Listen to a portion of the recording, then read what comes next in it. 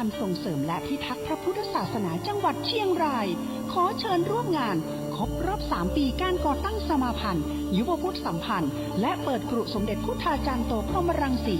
วันอาทิตย์ที่19 กุมภาพันธ์ 2566 ณ พุทธมณฑลสมโภช750 ปีอำเภอแม่เหล่าจังหวัดเชียงราย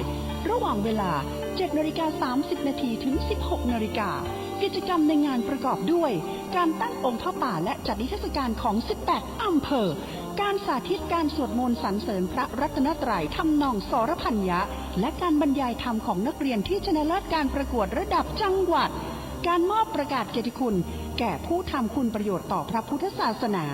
การเสวนาทางวิชาการและการตั้งโรงทานอย่าลืมพบกันที่พุทธมณฑลวันอาทิตย์ที่ 19 กุมภาพันธ์ 2566พบกับท่านผู้ฟังเป็นปกติทุกวันจันทร์ถึงวันศุกร์และวันเสาร์อาทิตย์ทางสถานีวิทยุแห่งนี้ท่านผู้ฟังสามารถใช้โทรศัพท์มือถือดาวน์โหลดแอปพลิเคชันวิทยุพุทธศาสนาทั่วไทยเพื่อติดตามรับฟังรายการคดีโลกคดีธรรมรายการนี้ได้เป็นประจำทุกวันแอปพลิเคชันวิทยุพุทธศาสนาทั่วไทยได้รวบรวมสถานีวิทยุพระพุทธศาสนาแห่งชาติในภูมิภาคต่างๆของประเทศมาไว้ในที่เดียวกันเพื่อบริการธรรมะสาระดีๆให้แก่ท่านผู้ที่สนใจสามารถดาวน์โหลดเข้าไปฟังได้มีจำนวนมากถึง39 สถานีวิทยุท่านจะได้รับฟังธรรมะดีๆจากสถานีวิทยุเหล่านี้ตลอด24 ชั่วโมงขอเรียนเชิญเจริญพรญาติโยมสาธุชนทุกท่านช่วยกันเผยแพร่ช่วยกันบอกต่อให้ญาติพี่น้องเพื่อนมิตรสหายของเราได้รับสิ่งที่ดีๆนี้ด้วยกันเอาบุญกันญาติโยมครูบาอาจารย์ของเราท่านจัดตั้งสถานีวิทยุขึ้นมาให้แล้วเรามีหน้าที่รับฟังสิ่งที่ครูบาอาจารย์ของเรานำเสนอผ่านรายการต่างๆหนึ่งในนั้นก็คือรายการคดีโลกคดีธรรมที่มีออกอากาศอยู่ประมาณ7 สถานีออกอากาศอยู่ประมาณ5 สถานี7 เวลาขออภัยนะฮะ5 สถานีวิทยุหลักๆก็มี1 สถานีวิทยุวัดหนองกาย 99.75 เมกะเฮิรตซ์มีปรากฏอยู่ในแอปพลิเคชันท่านสามารถฟังได้ในเวลา 9 นาฬิกาสถานีวิทยุวัดป่าจริยธรรมมีอยู่ในแอปพลิเคชันนี้เช่นกันท่านสามารถฟังได้ในเวลา 10 นาฬิกาสถานีวิทยุวัดฝายหินมีอยู่ในแอปพลิเคชันนี้เหมือนกันฟังรายการคดีโลกคดีธรรมที่คลื่นนี้สถานีนี้เวลา 11 นาฬิกาสถานีวิทยุวัดบ้านปลาคูนก็อยู่ในแอปพลิเคชันนี้เช่นกันฟังรายการคดีโลกคดีธรรมที่ชื่อนี้เวลา 13 นาฬิกาบ่ายโมงตรงและยังมีอีก2 สถานีที่ออกอากาศรอบที่2คือวัดฝายหินออกรายการคดีโลกคดีธรรมในวันเดียวกันอีกในเวลา 1 นาฬิกาหรือ 1:00 วัดหนองกายออกอีก1 เวลาเช่นเดียวกัน23 นาฬิกาหรือ 5 ทุ่ม นี่คือสถานีวิทยุที่ออกอากาศรายการคดีโลกคดีธรรมที่มีปรากฏอยู่ในแอปพลิเคชันนี้มีอยู่4สถานีรวมถึงวัดศรีอุดมวงศ์ด้วย5สถานีแต่วัดศรีอุดมวงศ์นั้นยังงดออกรายการอยู่เพราะไม่มีเจ้าหน้าที่ดูแลอันนี้ต้องน่าเห็นใจท่านอย่างมากเพราะผู้ที่จะมารับสัญญาณรับไฟล์เสียงที่ส่งไปให้ออกอากาศนั้นไม่มีผู้เชี่ยวชาญชำนาญเฉพาะท่านอาจารย์พระครูอุดมวรานุวัตรท่านก็ทำไม่ได้เพราะไม่รู้เทคนิคซึ่งอาตมาภาพเองก็ไม่ได้มีโอกาสที่จะไปแนะนำท่านถ้ามีโอกาสเมื่อไหร่ก็คงจะได้ไปกราบเรียนถวายท่านนะโยมนะแต่ในวันนี้เนี่ยท่านพระครูอุดมวรานุวัตรมาอยู่ที่วัดไตรสิกขาทลามลตารามเรียบร้อยแล้วโยมท่านมาแล้วนะวันนี้เพื่อมาเตรียมการเตรียมงานจะถ่ายทอดสดงานวันนัดพบผู้ใฝ่ธรรมที่วัดไตรสิกขาทลามลตารามพระอาจารย์สมภพโชติปัญโยในค่ำคืนนี้ถ่ายทอดสดทั้งคืนโยมทั้งทางสถานีโทรทัศน์ผ่านดาวเทียมดีทีวี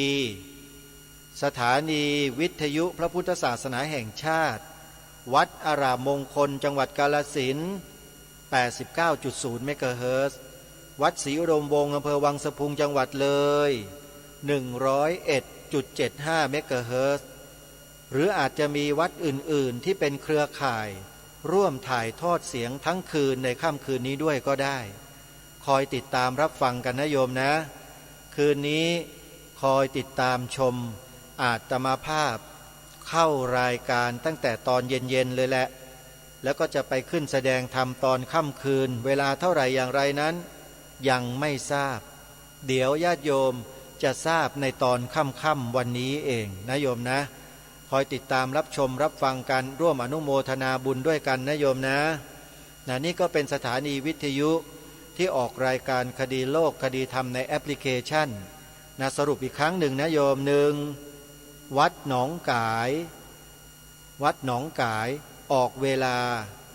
9 นาฬิกาและ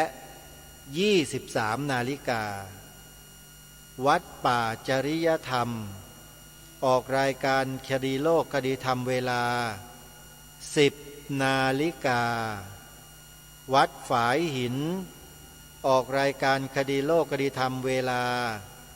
11 นาฬิกาวัดบ้านปลาคูนออกรายการคดีโลกคดีธรรมเวลาบ่ายโมงตรงหรือ 13 นาฬิกาวัดศรีอุดมวงศ์โดยปกติก็ออกเวลา 9 นาฬิกาแต่ช่วงนี้ขัดข้องทางด้านเทคนิคยังไม่สามารถออกอากาศได้ส่วนในช่วงกลางดึกที่ออกตอนตีหนึ่งก็คือวัดฝายหินออก2 เวลา 11 นาฬิกาแล้วก็ไปออกอีกช่วงหนึ่งตีหนึ่งโยมใครจะตามไปฟังก็ได้นะโยมนะเพราะว่ารายการคดีโลกคดีธรรมนี้ถือว่าเป็นรายการที่นำเอาความจริงมาพูดและเป็นเรื่องที่ทุกฝ่ายปฏิเสธไม่ได้อาตมาภาพจะไม่พูดอะไรที่ทำให้ผู้คนปฏิเสธถ้าใครปฏิเสธนั่นก็หมายถึงสถานะของคนคนนั้นปรากฏทันทีในสิ่งที่ทางรายการคดีโลกคดีธรรมได้นำเสนอในรายการแล้วก็ตั้งเป็นประเด็นคำถามให้ทุกคนพิจารณาและก็ยอมรับหรือไม่ยอมรับเชื่อหรือไม่เชื่อปฏิเสธหรือไม่อย่างไรคัดค้านหรือไม่อันนี้มันเป็นเครื่องบ่งบอกถึงบุคคลที่ติดตามรับฟังรายการได้ในทุกที่ทุกขนทุกแห่งว่าเป็นคนเช่นไรมันมีคำตอบอยู่ในตัวของเนื้อหาของรายการอยู่แล้วทุกคนนั้นคือตัวแปรแต่เนื้อหาของรายการนั้นคือหลักการของบ้านของเมืองเปลี่ยนแปลงไม่ได้แต่สิ่งที่เปลี่ยนแปลงคือคน ราะฉะนั้นอาตมาภาพจึงไม่แคร์คนไงแคร์แต่หลักการของบ้านเมืองหลักการของบ้านเมืองสำคัญกว่าคนคนเกิดมาก็ตายหมดแต่หลักการตายไม่ได้บรรพบุรุษบรรพชนเราเมื่อ300 400 700 800 1,000 กว่าปีใช้ชีวิตเลือดเนื้อรักษาหลักการของบ้านเมืองมาเราจะเห็นคนสำคัญกว่าหลักการไม่ได้เพราะฉะนั้นคนไหนก็ตามที่มาคัดค้านต่อต้านหลักการของประเทศนี่รายการคดีโลกคดีธรรมขอบอกว่ายอมไม่ได้แล้วก็จะไม่ให้พี่น้องคนไทยเรายอมคนพวกนี้ด้วยยอมไม่ได้โยมถ้ายอมหลักการของบ้านเมืองพังเราอยู่กันยังไงล่ะหลักการพังเนี่ยบ้านเมืองเรามีหลักอยู่3 หลักชาติพระพุทธศาสนาพระมหากษัตริย์ใครยอมให้หลักการ3 หลักนี้พังคนนั้นแหละเป็นคนที่เลวมากๆอาตมาขอว่าเลยเลวมากเพราะฉะนั้นถ้าเป็นคนไทยลูกหลานไทยจริงๆต้องยึดมั่นในหลักการต้องดำรงมั่นในหลักการและต้องรักษาปกป้องคุ้มครองหลักการของชาติบ้านเมืองเอาไว้และหลักการที่ทางรายการคดีโลกคดีธรรมนำมาเสนอเนี่ยไม่ได้ตั้งเองรายการนี้ไม่ได้ทำขึ้นเองนะเป็นของบรรพบุรุษไทยของเราซึ่งองค์บูรพมหากษัตริยาธิราชเจ้าทรงสืบสารรักษาต่อยอดมาโดยตลอดจนถึงรัชกาลปัจจุบันใครที่มีเจตนาหรือไม่เจตนาก็ตามที่เป็นไปในการทำลายหลักการของประเทศคนนั้นเป็นอย่างไรล่ะท่านผู้ฟังก็ลองคิดดูอย่าให้รายการนี้ได้พูดเลยนะโยมนะเดี๋ยวจะฟังกันไม่ไหวแค่นี้มันก็หนักแล้วใช่ไหมใช่ไหมนี่ขนาดเพลาลงเยอะนะเนี่ยโยมเป็นสมัยก่อนเนี่ยภาษาพ่อขุนรามทั้งนั้นเลยฮะออกมานี่ฟังกันไม่ได้ผู้ดีตีนแดงตะแคงตีนเดินเนี่ยวิ่งหนีกันหมดเลิกฟังกันเยอะเพราะว่าไปติดยึดเอาอะไรก็ไม่รู้นะเอามาฉาบทาสมองตัวเองอยู่พอได้ยินคำพูดแบบไทยๆแท้ๆฟังไม่ได้เดียนฟังไม่ได้ไปกันหมดดีฮะจะได้เหลือแต่คนจริงๆคนแท้ๆไว้เพื่อจะได้ช่วยการรักษาหลักการของชาติบ้านเมืองเอาไว้ให้อย่างจริงจังกันคนที่มันจอมปลอมก็ปล่อยไปเถอะเดี๋ยวมันก็ละลายหายไปกับสายลมเองนั่นแหละโยมมันไม่มีค่าอะไรหรอกปล่อยไป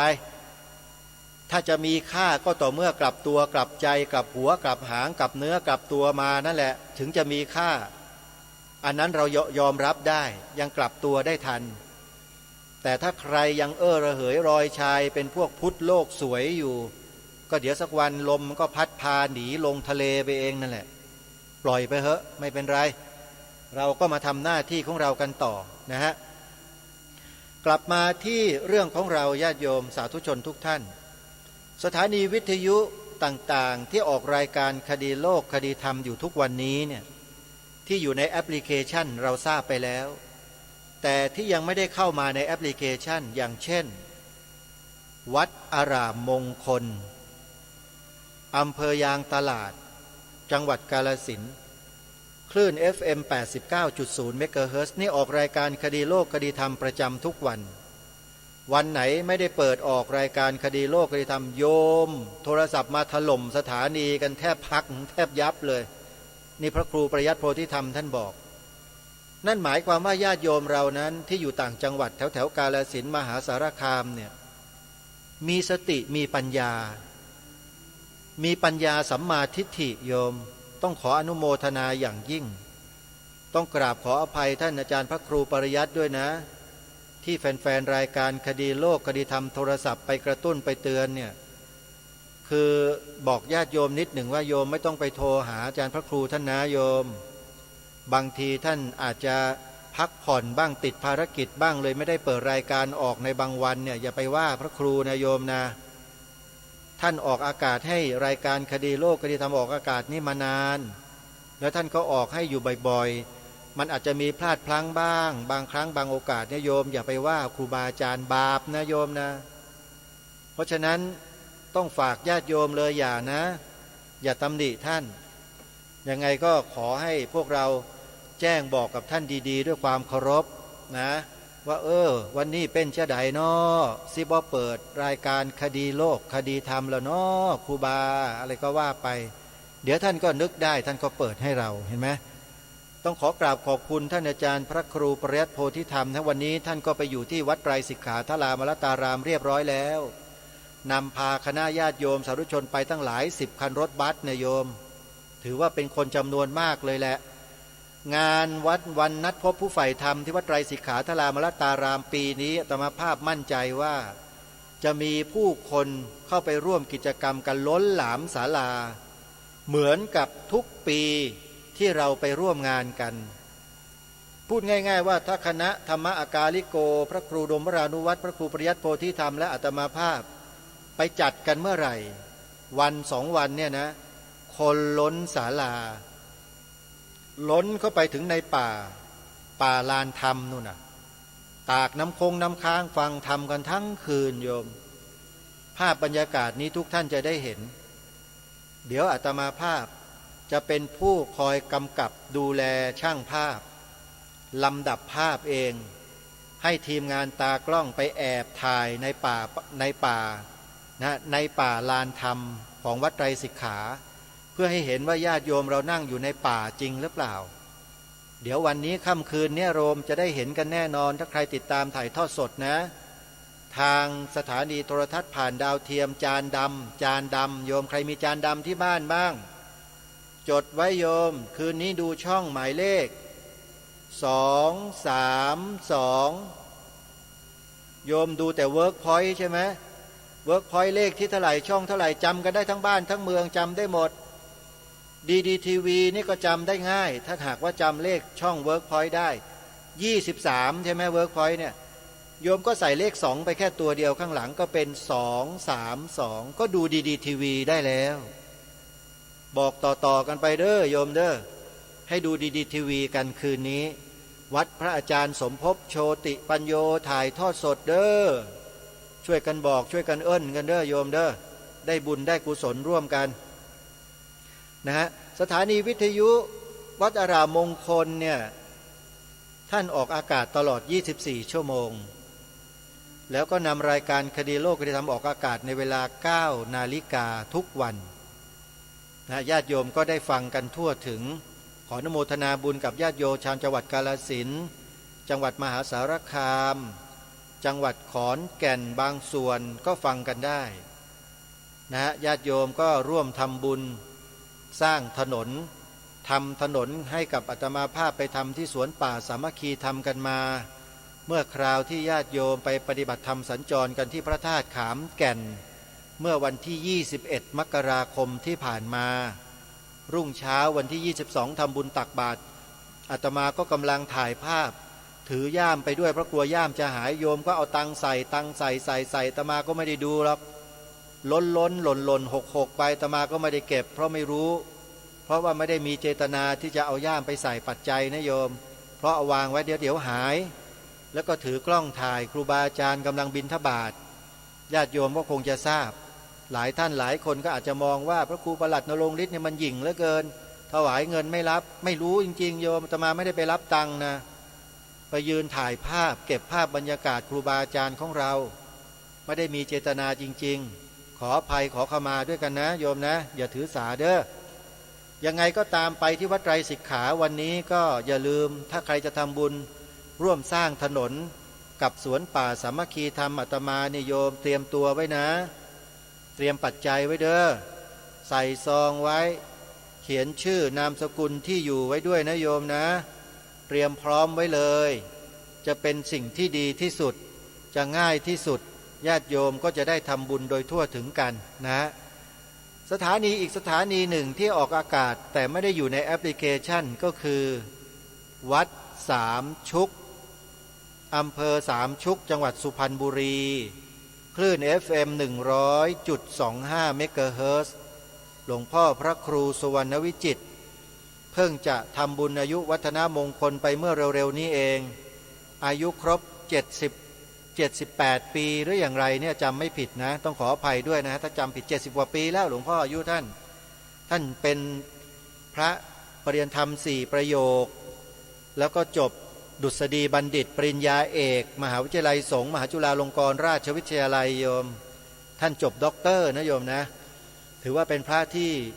มีความรู้มีความสามารถเป็นพระที่เสียสละเป็นพระที่ท่านต่อสู้เพื่อปกป้องพระพุทธศาสนามายาวนานมากทำมาจนกระทั่งถึงปัจจุบันท่านก็ยังไม่หยุดนะฮะแล้วก็ออกรายการคดีโลกคดีธรรม2เวลาคือเวลา9 โมงเช้า1รอบ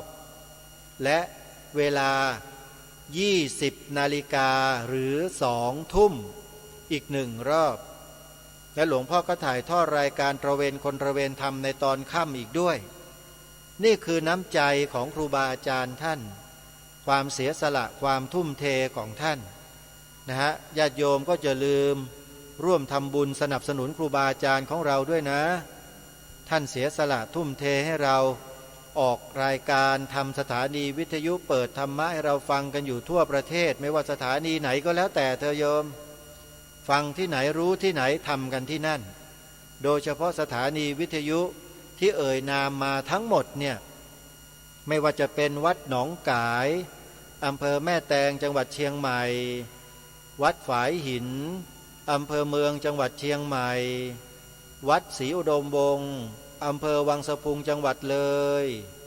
วัดป่าจริยธรรมอำเภอนาด้วงจังหวัดเลยวัดอารามมงคลอำเภอยางตลาดจังหวัดกาฬสินธุ์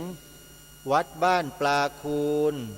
อำเภอโพนทรายจังหวัด101วัดสามชุกอำเภอสามชุกจังหวัดสุพรรณบุรีเป็นต้นญาติโยมทำบุญกับครูบาอาจารย์เหล่านี้นะโยมนะท่านถือว่าเป็นผู้ที่มีความเสียสละมีความขยันอดทนทำงานเผยแผ่ธรรมโดยไม่คิดเห็นแก่ความเหน็ดเหนื่อยเสียสละอยู่อย่างต่อเนื่องจึงฝากญาติโยมทุกท่านให้ช่วยกันนะญาติโยมนะนี่ก็เป็นเรื่องของสถานีวิทยุก็กินเวลามา20 กว่านาทีแล้วโยมทีนี้มาพูดถึงเรื่องกิจกรรมที่ทางรายการคดีโลกคดีธรรมจะขอเชิญชวนพวกเราไปร่วมกันนอกจากงานวันนัดพบผู้ใฝ่ธรรม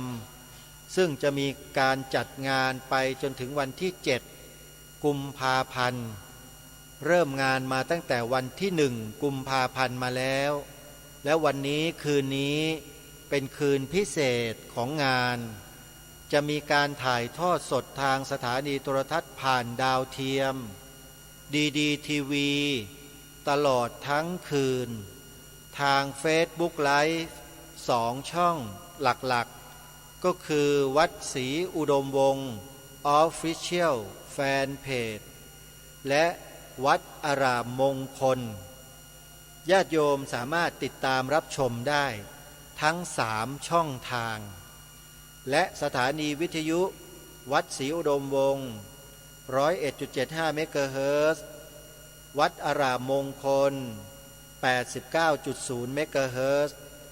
หรืออาจจะมีครูบาอาจารย์เครือข่ายเกี่ยวสัญญาณออกอากาศสดไปด้วยก็ได้ก็ลองฟังดูดาวน์โหลดแอปพลิเคชันแล้วได้คือพูดง่ายๆว่าดาวน์โหลดแอปพลิเคชันวิทยุพุทธศาสนาทั่วไทยเพียงแอปเดียวเนี่ยโยมได้ถึง39 อย่าง39 รายการโอ้มีที่ไหนเนาะนี่มีแต่แอปพลิเคชันนี้แอปพลิเคชันเดียวนี่แหละโยมจะได้ฟังถ่ายทอดสดจะได้ฟังธรรมะจะได้ฟังรายการอะไรต่างๆกิจกรรมต่างๆโอ้ยมากมายเยอะแยะฟังกันไม่หวัดไม่ไหวเลยโยมอย่าลืมดาวน์โหลดกันเด้อโยมเด้อโทรศัพท์ระบบ Android นะ Apple iPhone iPad โหลดไม่ได้นะโยมเดี๋ยวจะหาว่าไม่บอกโหลดได้เฉพาะโทรศัพท์มือถือระบบ Android เท่านั้นหลายคนใช้โทรศัพท์ iPhone ยังไม่รู้จักเลยดาวน์โหลดอยู่นั่นแหละหาอยู่นั่นแหละหามันไม่เจอโยมเพราะมันไม่มีในแพลตฟอร์มของ iOS พวกระบบ Apple ระบบ iPhone ไม่มีนะมันมีเฉพาะระบบ Android อย่างเดียวยังไงก็คอยดาวน์โหลดแล้วก็ติดตามรับฟังกันอนุโมทนาบุญกับทุกท่านทีนี้ก็มาถึงข่าวสารประชาสัมพันธ์งานประจำปีที่จังหวัดเชียงรายกันบ้างงานครบรอบ3 ปีการก่อตั้งสมาพันธ์ส่งเสริมและพิทักษ์พระพุทธศาสนาและยุวพุทธสัมพันธ์จังหวัดเชียงรายซึ่งพุทธบริษัทจังหวัดเชียงรายมีทั้งพระสงฆ์สามเณรแม่ชีอุบาสกอุบาสิกาและประชาชนทั่วไปของจังหวัดเชียงรายร่วมแรงร่วมใจกันทั้ง18 อำเภอจัดงานนี้ขึ้นอย่างยิ่งใหญ่ที่พุทธมณฑลสมโภช750 ปีเมืองเชียงรายบ้านต้นง้าวตำบลบัวสลีอำเภอแม่ลาวจังหวัดเชียงรายในวันอาทิตย์ที่19 กุมภาพันธ์ศกนี้งานนี้มีกิจกรรมมากมายหลายต่อหลายอย่างและโดยเฉพาะปีนี้เนี่ยนอกจากเวทีเสวนาของอุบาสกอุบาสิกาที่เป็นผู้นำชาวพุทธในส่วนหนึ่งแล้วก็ยังมีลูกหลานเด็กๆเยาวชนนักเรียนนักศึกษาของจังหวัดเชียงรายเนี่ยก็ได้จัดเวทีเสวนาตามภาษาวัยรุ่นของเขาด้วยเพื่อให้เขาได้มีส่วนร่วมกับกิจกรรมทางพระพุทธศาสนาบางทีผู้หลักผู้ใหญ่อย่างพวกเราก็อยากจะเห็นเด็กๆวัยรุ่นหลังๆเนี่ยว่าเขามีแนวความคิดอย่างไรกับพระพุทธศาสนาในฐานะที่เป็นสถาบันหลักของชาติไทยเราก็จะได้รับฟังคนเหล่านี้แสดงออกถึงความรู้สึกนึกคิดในจิตใจของเขาว่าเขามีความรู้สึกอย่างไรต่อพระพุทธศาสนาในยุคปัจจุบันนี้ซึ่งสมาพันธ์ส่งเสริมพิทักษ์พระพุทธศาสนาจังหวัดเชียงรายและยุวพุทธสัมพันธ์จังหวัดเชียงรายเนี่ยก็ได้เชิญเด็กๆเหล่านี้แหละเข้ามาร่วมกิจกรรมในปีนี้อย่างล้นหลามเลยทีเดียวภาพบรรยากาศเหล่านี้ท่านคงสามารถดูได้ทาง Facebook Live ทาง YouTube Live นะโยมนะอาจจะมีช่องทางใดช่องทางหนึ่งแหละแต่ที่แน่ๆก็คือถ้าไม่รู้จะดูที่ไหนโยมติดตาม Facebook ของอาตมาภาพก็ได้ใครที่ยังไม่เคยเป็นเพื่อนก็แอดเข้าไปเป็นเพื่อนนะ Facebook ส่วนตัวของอาตมาภาพยังพอมีพื้นที่ที่จะรับให้เป็นเพื่อนกันอยู่ยังไม่ครบ 5,000 คนโยมเคยครบไปแล้วก็ลบทิ้งไปส่วนหนึ่งตอนนี้เหลือพื้นที่ว่างอยู่ใครจะเข้าไปเป็นเพื่อนก็ได้นะเดี๋ยวอาตมาจะไปเลือกรับแต่ละท่านแต่ละคนก็ติดตามที่ Facebook อาตมาภาพได้ชื่อ Facebook เป็นภาษาไทยนะณรงค์ฤทธิ์ทองแม้นณรงค์ฤทธิ์ทองแม้นณรงค์สะกดณรงค์ทั่วๆไปนี่แหละก็คือนอเนนรอเรืององูคอควายกรันณรงค์ฤทธิ์รอรึทอทหารทอธงสระอิกรันณรงค์ฤทธิ์แล้วก็เว้นวรรคทองแม้นเหมือนทองภาษาความหมายนะทองแม้นก็เข้าไปดูได้อาจจะทำการลิงก์ลิงก์สัญญาณ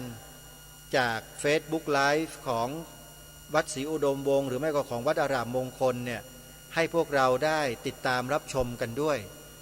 นะใครเข้าไปใน Facebook อาตมาก็ติดตามรับชมกันได้เดี๋ยวจะคัดลอกลิงก์ของ Facebook ของแต่ละสถานีเนี่ยมาลงเอาไว้นะโยมนะก็คอยติดตามรับชมกันก็อย่าลืมนะ19 กุมภาพันธ์นี้งานครบรอบ3 ปีการก่อตั้งสมาพันธ์ส่งเสริมและพิทักษ์พระพุทธศาสนายุวพุทธสัมพันธ์จังหวัดเชียงรายที่พุทธมณฑลสมโภช750 ปีเมืองเชียงรายตำบลบัวสลีอำเภอแม่ลาวจังหวัดเชียงรายโทรศัพท์โยมจดโทรศัพท์ไว้ใค รไปไม่ถูกใครเดินทางมาแล้วจะเข้าทางไหนอย่างไรนะโทรศัพท์ถามได้ที่3หมายเลขนี้0 8 1 5 9 5 0 2 8 6 0 8 1 8 8 4 7 6 3 1และ0 8 6 1 8 8 3 2 0 0เบอร์โทรศัพท์ของสมาพันธ์ส่งเสริมและพิทักษ์พระพุทธศาสนายุวพุทธสัมพันธ์จังหวัดเชียงรายติดตาม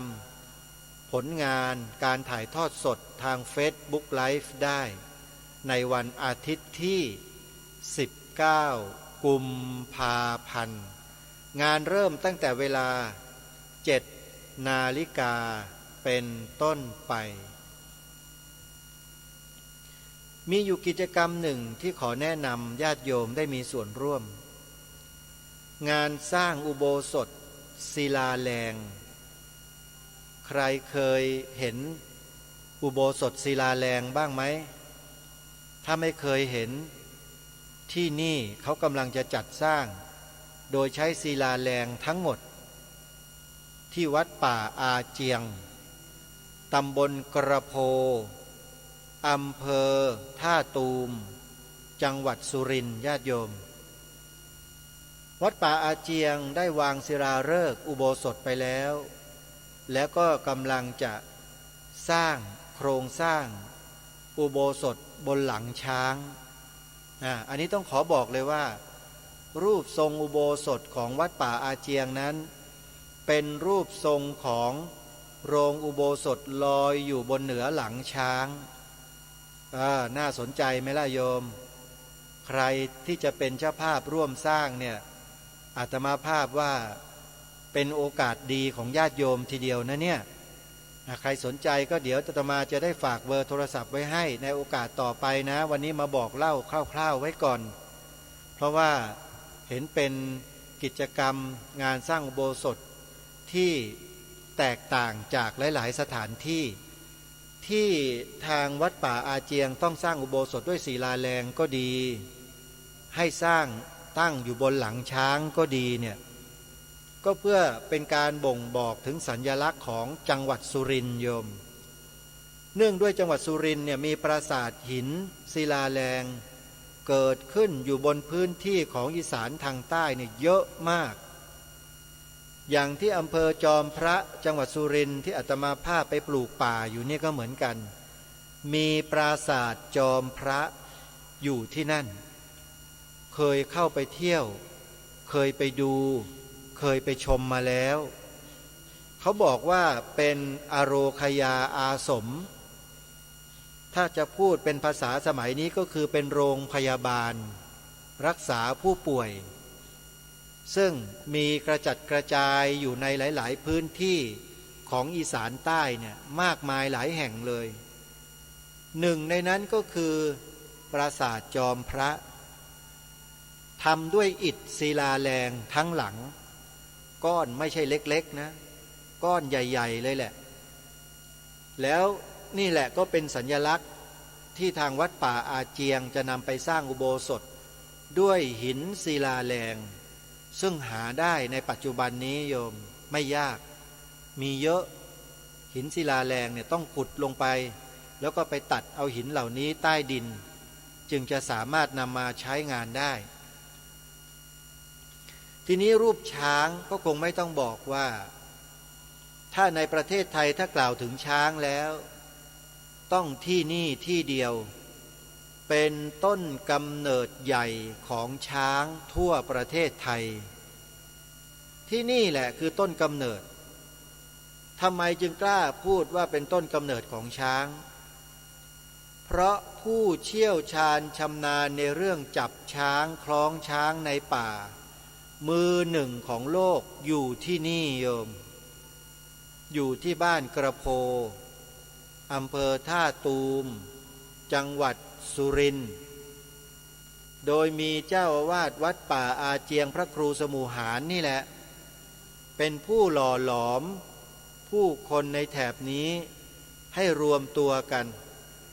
จัดเป็นองค์กรเป็นหนึ่งเดียวกันแล้วก็ช่วยเหลือเกื้อกูลกันโดยนำช้างที่เลี้ยงไว้ตามบ้านเนี่ยมาออกแสดงมาโชว์มาให้ผู้คนได้ชื่นชมแล้วก็จัดเก็บรายได้เพื่อเอาไปดูแลรักษางานเลี้ยงดูแลช้างสืบมาจนถึงปัจจุบันนี้ถือว่าเจ้าวาดวัดป่าอาเจียงรูปนี้ท่านมีวิสัยทัศน์มีแนวคิดที่กว้างไกลมากแล้วท่านก็เปิดหัวใจกว้างท่านไม่ปิดกั้นเลยใครมีไอเดียอะไรเสนอมาดีๆท่านรับหมดเสร็จแล้วท่านก็มากลั่นกรองพิจารณาแล้วก็นำมาปฏิบัติทุกวันนี้งานศิลปะที่เกิดขึ้นอยู่ภายในวัดป่าอาเจียงเนี่ยนะโยมส่วนใหญ่เป็นฝีมือการออกแบบของพระในวัดป่าอาเจียงเองโดยมีพระครูสมุหารเจ้าอาวาสนี่แหละท่านเป็นนายช่างใหญ่อาตมภาพไปวัดป่าอาเจียงครั้งใดเนี่ยไม่เคยเลยที่จะไม่เห็นเจ้าอาวาสทำงานท่านนั่งทำงานทั้งวันตั้งแต่เช้ายันค่ำไม่ได้หยุดไม่ได้หย่อนหยุดพักก็ตอนฉันภัตตาหารเช้าเพลบ่ายๆก็อาจจะพักสักนิดนึงพอตื่นมาท่านก็ทำแต่งานอย่างเดียวแล้วแถมยังเป็นผู้ประสาน10 ทิศสำหรับกิจกรรมของทางวัดโดยเฉพาะงานช้างที่กำลังจะเกิดมีขึ้นในเดือนมีนาคมเดือนหน้าเนี่ยท่านก็เป็นผู้ประสานทั้งหมดแบ่งให้ลูกศิษย์ช่วยประสานต่อบ้างในบางโอกาสและท่านเองก็เป็นแม่งานใหญ่ของงานช้างที่วัดป่าอาเจียงคือทุกปีในระหว่างวันที่11 12 13มีนาคมเนี่ยนะโยมท่านจะกำหนดวันจัดงานไหว้ครูประกำช้างอันนี้ถ้าเป็นชาวเลี้ยงช้างเนี่ยพอพูดถึงพ่อครูหมอประกำช้างเนี่ยทุกคนจะยอมทุกคนเลยยอมสยบยอมฟังเลยแหละวันไหว้ครูหมอประกำช้างปีนี้วัดป่าอาเจียงจัดขึ้น2 วัน11 12มีนาคมโยมวงไว้ในปฏิทินเลย11 12มีนาคมตรงกับวันเสาร์และวันอาทิตย์จัดงานไหว้ครูหมอประกำช้างซึ่งเป็นครูบาอาจารย์ของคนเลี้ยงช้างที่สำคัญเป็นวัฒนธรรมประเพณีแบบโบราณที่สืบสานมาจนถึงปัจจุบันเจ้าอาวาสวัดป่าอาเจียงท่านเป็นผู้ริเริ่มรวบรวมผู้คนที่มีเชื้อสายกุยกวยซวยหรืออะไรก็แล้วแต่ให้มารวมตัวกันในวันนี้เพื่อมาไหว้พ่อหมอครูประกำช้างเพื่อความสงบสุขเพื่อความร่มเย็นของชีวิตหน้าที่การงานของลูกหลานโยมเป็นความเชื่อมาแต่โบราณแล้วและกิจกรรมนี้มีผู้หลักผู้ใหญ่ในจังหวัดและผู้ที่เกี่ยวข้องจำนวนมากมาร่วมงานกันเยอะเลยและหนึ่งในนั้นก็คือลุงแก้วบุตรชาติปีนี้ทางวัดได้เรียนเชิญลุงแก้วบุตรชาติไปงานด้วยโดยการแนะนำของอาตมาภาพนี่แหละและอาตมาภาพก็จะไปรับลุงแก้วไปที่สุรินทร์ด้วยตัวเองนะฮะปีนี้ได้เดินทางไปกับลุงแก้วแล้วก็คงจะได้ร่วมกันในงานอย่างสำคัญเลยทีเดียวยังไงญาติโยมที่ฟังรายการคดีโลกคดีธรรมอยู่แถวรัตนบุรีก็ดีแถวอำเภอท่าตูมก็ดี อยู่กันไม่ไกลเลยจากวัดป่าอาเจียงเนี่ยโยมไปร่วมงานกันนะขอเชิญนะโยมไปเจอไปพบกันแล้วจะได้พาเข้ากราบเจ้าอาวาสวัดป่าอาเจียงไปพูดคุยไปนั่งฟังท่านเล่าท่านพูดไปดูงานศิลปะหัตถกรรมพื้นบ้านทอผ้าไหมไปดูงานแสดงช้างไปดูช้างใส่บาตรไปดูช้างทำบุญกันนะโยมนะและที่สำคัญก็คือไปกราบไปไหว้หมอช้างกันครูประกำช้างอันเป็นที่เคารพของคนเลี้ยงช้างทั้งหลายทั้งปวงเขาเชื่อถือกันมากเขานับถือกันมากนับถือรองจากพระสัมมาสัมพุทธเจ้านะชาวกุยชาวกวยชาวสวยเนี่ยโยมเขายอมรับนับถือพระสัมมาสัมพุทธเจ้าเป็นที่เคารพสูงสุดส่วนพ่อหมอครูประกำช้างรองลงมาเพราะฉะนั้นพ่อครูหมอประกำช้างเนี่ยจึงเป็นบุคคลที่สำคัญสำหรับชาวกุยชาวกวยชาวสวยเราต้องรักษาสืบสารและต่อยอดวัฒนธรรมประเพณีของชนเผ่าของเราเอาไว้นะโยมนะชาว101ชาวจังหวัดสุรินทร์นะถ้าได้ข่าวได้ยินคำนี้แล้วเตรียมตัวเดินทางกันมาร่วมงานนะโยมนะวัดป่าอาเจียงอยู่ที่ตำบลกระโพอำเภอท่าตูมจังหวัดสุรินทร์เซิร์ชหาในแผนที่อิเล็กทรอนิกส์หรือ Google Map ก็มาได้แล้วโยมท่าตูมไม่ไกลเลยนะมาร่วมงานกันวันจัดงานมี2 วันนะตรงกับวันเสาร์กับวันอาทิตย์เสาร์ที่11มีนาคมเดือนหน้านะ11มีนาคมและอาทิตย์ที่12มีนาคมไปพบกันที่วัดป่าอาเจียงบ้านหนองบัวตำบลกระโพอำเภอท่าตูมจังหวัดสุรินทร์อาตมาภาพก็จะเดินทางไปร่วมงานในครั้งนี้ด้วยพร้อมๆกับลุงแก้วบุตรชาติลุงแก้วบุตรชาติเป็นใครเป็นควานช้างหลวงเป็นหัวหน้าโรงช้างต้นภายในสวนจิตรลดาโยมเป็นควานช้างของพระเสวตอดุลยเดชพาหลเลี้ยงช้างเผือกประจำรัชกาลที่9ชื่อเดิมก็คือพลายแก้วช้างนี้ช้างสำคัญช้างนี้ชื่อเดิมพลายแก้วมาจากตำบลลำทับอำเภอคลองท่อมจังหวัดกระบี่ในสมัยนั้นนะตอนนี้ลำทับกลายเป็นอำเภอแล้วโยมนะกลายเป็นอำเภอแล้วนะก็เดินทางมาอยู่ที่เขาดินวนาช่วงหนึ่งซึ่งลุงเขยของอาตมาภาพสามีของป้าพินเนี่ยป้าพินเป็นพี่สาวแท้ๆของพ่ออาตมาเองนะลุงเขยคือลุงใช้เป็นคนเลี้ยงช้างที่เขาดินแล้วก็ได้มาเลี้ยงมาดูแลพลายแก้วเนี่ยอยู่ช่วงหนึ่งลุงแก้วบุตรชาติก็เข้ามาช่วงนั้นพอดีแล้วก็ได้มาช่วยกันดูแลมาอยู่มาค้างกับลุงใช้กับป้าของอาตมาภาพที่เขาดินนี่แหละอาตมาก็ไปที่เขาดินเป็นประจำพอตกเสาร์ตกอาทิตย์หยุดโรงเรียนเนี่ยพ่อก็พามาแล้วเข้าประตูเยี่ยมญาติไม่ต้องเสียบัตรไม่ต้องเสียตั๋วก็เข้าไปเที่ยวเขาดินประจำเลยบ่อยมากเยอะที่สุดอาตมาภาพว่าไม่มีใครในกรุงเทพมหานครที่จะเดินเที่ยวเขาดินได้มากเหมือนกับอาตมาภาพ2 คนพี่น้องพ่อแม่นี่พาไปบ่อยๆไปหาลุงชัยไปหาป้าพินนี่เพราะว่าญาติกันอยู่ที่นั่นนะนี่คือตระกูลเลี้ยงช้างโยมเพราะฉะนั้นอาตมาภาพจึงแจ้งบอกกับญาติโยมว่า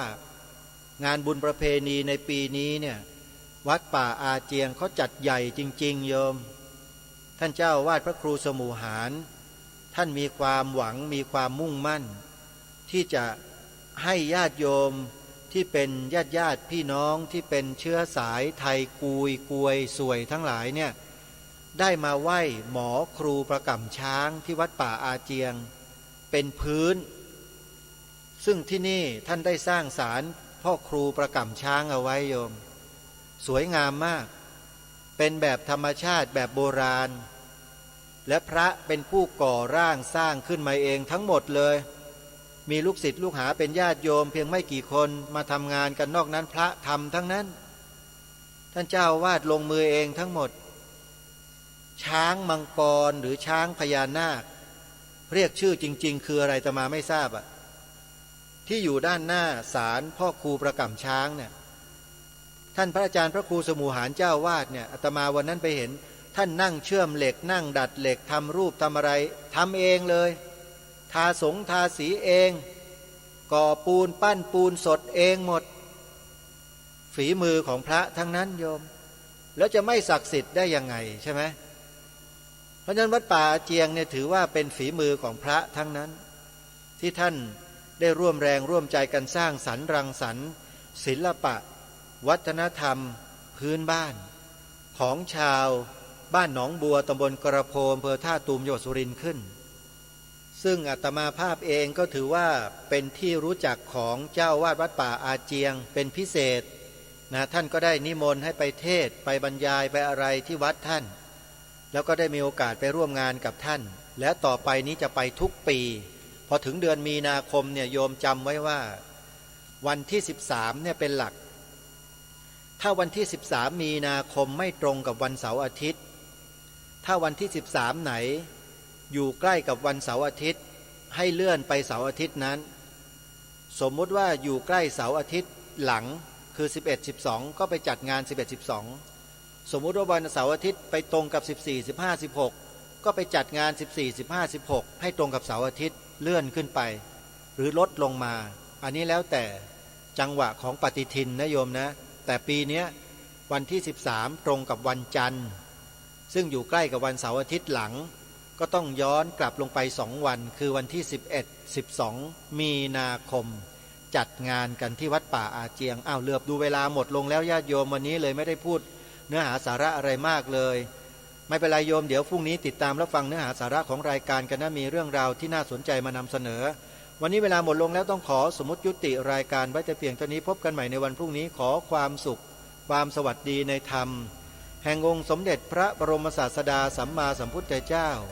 จงปรากฏเกิดมีขึ้นในจิตใจของท่านผู้ฟังทุกท่านทุกคนเทอญขอเจริญพรกล้าคิดก็ต้องกล้าทำอย่ากลัวถ้าทำความดีเป็นศึกษาปัญหาให้ทันท่วงทีเมืองไทยจะพัฒนากว่านี้รายการดีๆคดีโลกคดีธรรมขอรำพันบรรยายความคิดเครื่องหมายแห่งสีทั้ง